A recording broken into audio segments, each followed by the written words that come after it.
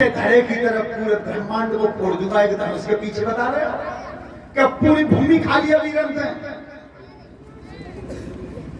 सब राजा गर्दन झुकाए बैठे वो कछु तो धनुष तोड़वे के चक्कर में कछु पहुंच गई चक्कर में। तो सब आपस में सलाह कर रहे हैं कि देख लो हमारे वहां धरती हल ही चलता है सो हम तो जा धनुष के हारे बैठे और 3 फुल को बालकों में आना में चले गए। कछु करे बालक बोलो ना जब गाड़ी बा महात्मा ना हुआ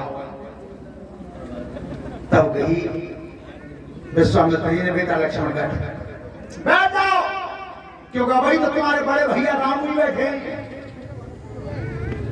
ध्यान करो रामायण क्या सिखाती है। रामायण यह सिखा रही है कि जहां अपने से बड़ा बैठा हो छोटे को नहीं बोलना चाहिए। पर आज ऐसा है तो भगवान राम सिखा के राम तुम चलो जनक महाराज जब दुखी हैं तो जनक जी का दुख हल करने के लिए भगवान श्री राम चले। जैसे राम आ रहे थे तो जनकपुर की नारियां एक बार सीता जी को दिखाए एक बार भगवान राम को दिखाए तब मन में बोलिए कि बहना क्या बताऊं सीता लाख बालक तो चाहिए पर बीच में तो ये धनुष है भेना जी धनुष टूटे हो ना तब तक लड़ी को गया। अब भगवान श्री राम आ रहे थे तो गणेश जी अब राम को ही दिखे और किसी को नहीं दिखे नहीं दिखे। ध्यान रखना परिक्रमा की परिक्रमा देने के बाद श्री राम गणेश जी की वंदना करते हैं कि प्रभु अगर तुम हट जाओ तो मैं धनुष उठा लूं।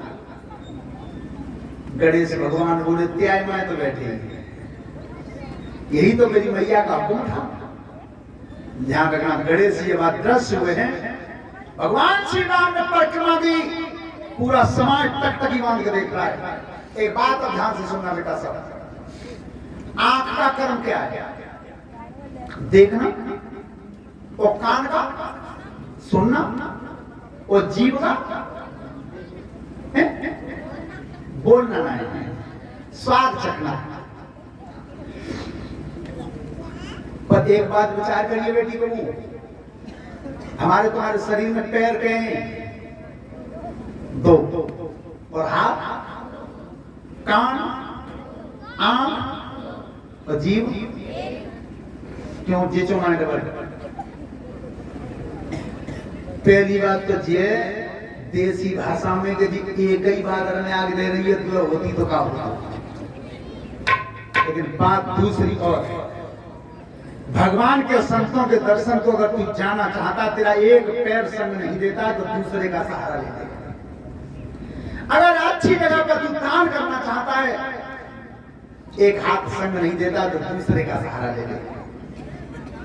संतों की वाणी को अच्छे कीर्तन तू सुनना चाहता अगर एक तरफ से कान की मशीन बंद है तो दूसरे का सहारा ले ले। अगर दर्शन करना चाहता तेरी एक आंख धोखा दे गई है तो दूसरे से कर ले।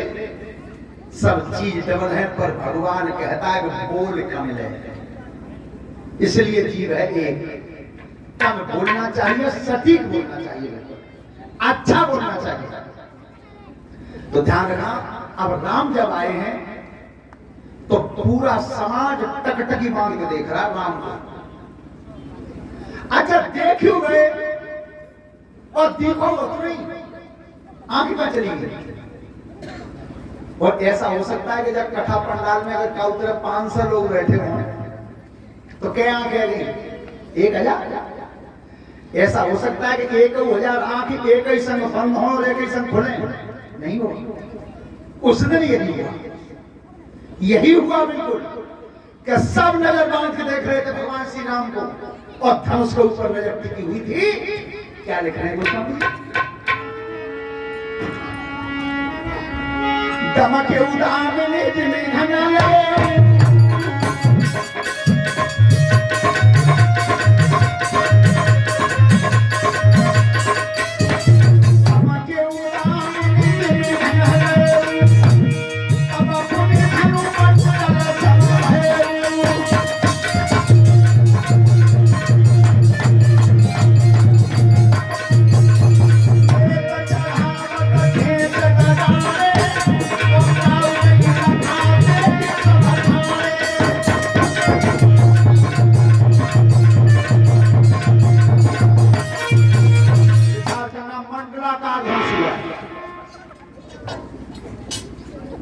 लेत चढ़ावत खेचत गाढ़े और काऊ नहीं लखा देख रहे दीपक तो नहीं तेरी क्षण राम मध्य धरो।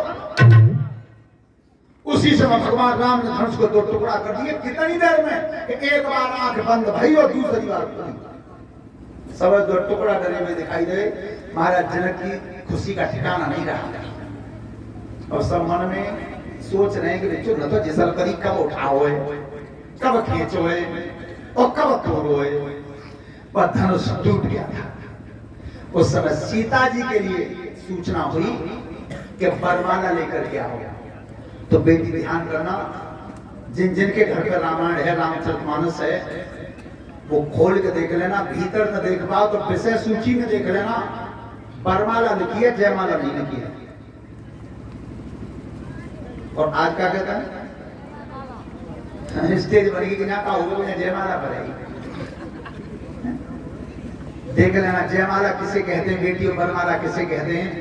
जब कोई जीत के आता है, विजय हासिल करके आता है, उसके गले में जो माला पड़ती है वो जयमाला होती है और शादी में जो पड़ती है वो वरमाला। ये वरमाला ही लिखी है रामचरितमानस में। और एक चीज और देखना, दीपावली पर तस्वीर लाना राम के विवाह की। तो राम के विवाह की तस्वीर को काऊ पे टंग रही होती है, वो देखना। राम और सीता कहां खड़े? विश्वामित्र जी, सतानंद जी, जनक जी, ये कहां खड़े? आमने सामने। तो राम और सीता को संतों ने आशीर्वाद दिया है तो सामने से दिया, बिल्कुल चेहरा के सामने से। क्यों? आशीर्वाद की जो किरण निकलती है वो हथेली से निकलती है और चेहरा में होकर प्रवेश करती है। वो अबे आशीर्वाद कहां से हो जाता है? पीछे। बेटा वो पीछे ही रहेगा। अगर आशीर्वाद देना चाहते हो तो चेहरा के सामने से। कभी मत मानना इस चीज को किसी आशीर्वाद देना है तो बर और वधू को चेहरा के सामने से। पीछे लड़के मान को मन मरा को सुबह ने पीछे था दर्दन मुड़े को लड़का मान को मन मरा को बन्नी बात दे पीछे काय के न केवल फोटो खिंचवा लेके और कुछ नहीं है। ध्यान रखना।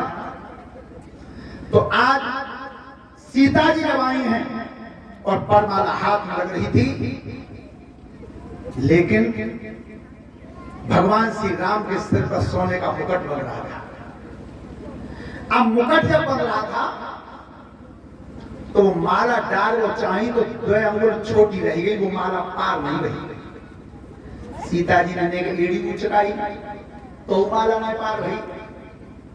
तो लक्ष्मण जी को आंख का इशारा दिया है। देखिए चतुराई इसे कहते हैं। ज्ञान, बुद्धि और चतुराई नहीं फोकट में बढ़ती है। अरे बढ़िया चीज अनोखी जग में थोड़ी दिन।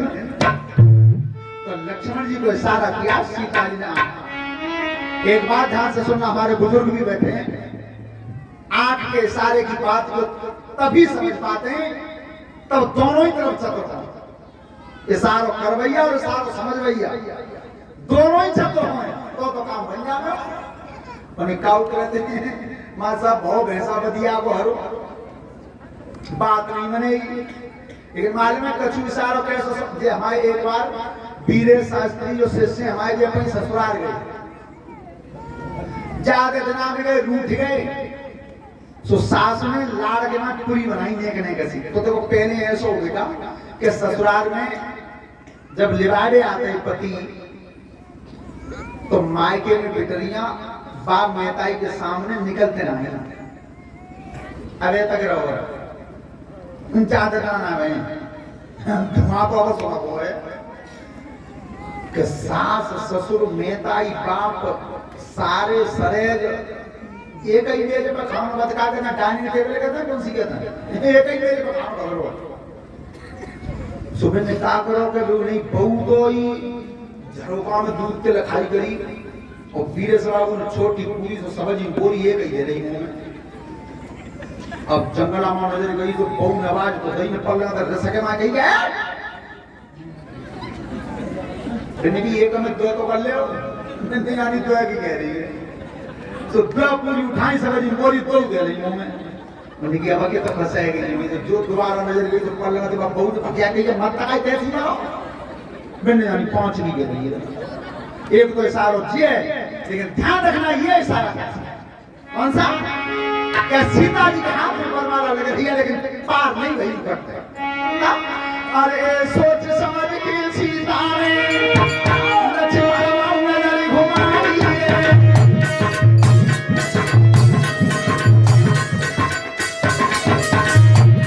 अरे सोच समझ के सीता ने लक्ष्मण नजर घुमाई है। और शेर सलाम से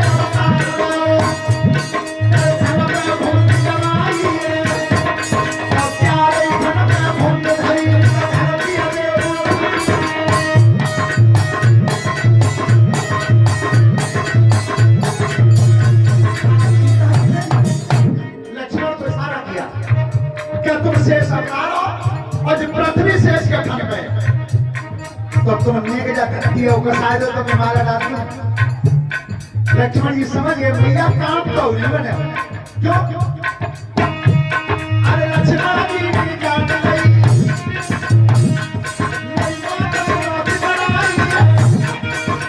मेरे कमरे घूमते भाई अच्छी तरह से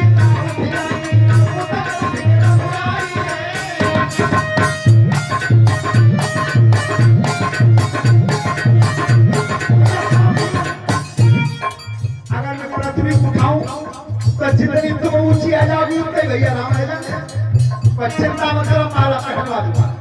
क्या करते थे?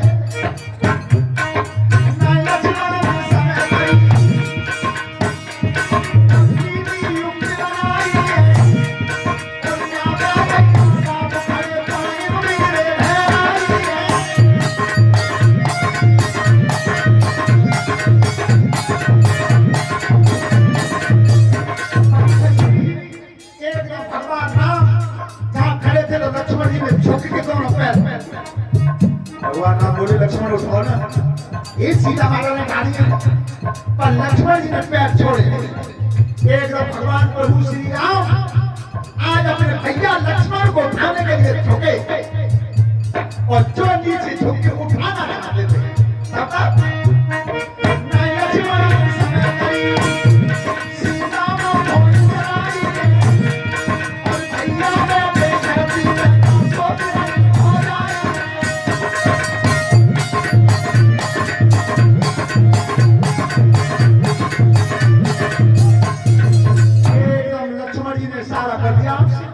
भैया अबे भैया नीचे को झुके मुंह उठावे के लिए चाहते बढ़िया मुंह नहीं मिले। सीता समझ गई और जो एक कदम आगे रखा क्या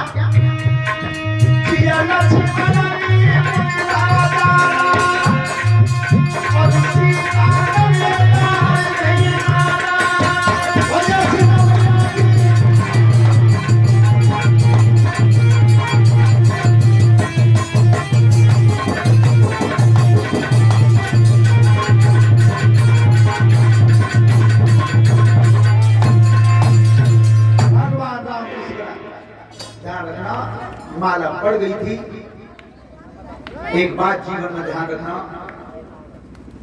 आज ये कहें कि बच्चे का मोबाइल फोन आज ही है, मोबाइल फोन पहले भी पर पहले अच्छे अच्छे ऋषियों का था, महान महान ऋषियों का था।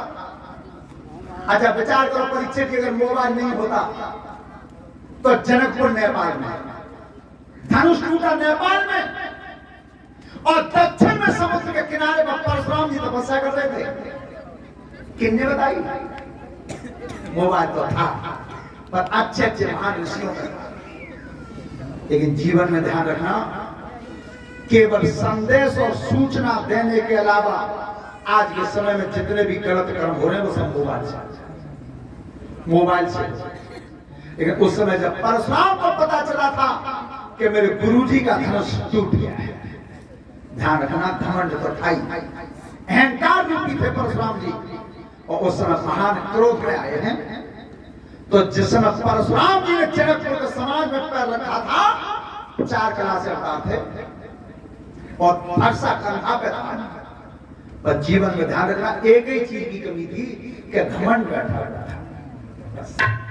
और आपने देखा होगा कि परमात्मा सब्जी खाता नहीं, रोटी खाता नहीं, वो केवल खाता है तो घमंड को खाता है। जीवन में चाहे धन बढ़े, चाहे कितना भी बल बढ़े, इन दोनों चीजों का गर्व मत करना, ये तुम्हारी दोनों नहीं है, बिल्कुल नहीं है।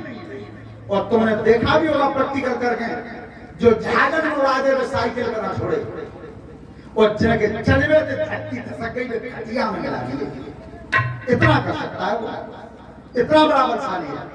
और आपने देखा होगा कि हमारे शिष्य बताते हैं कि नवाबपुर में तो रसियाई भजन भी गाए जाए, अच्छे गाए जाए।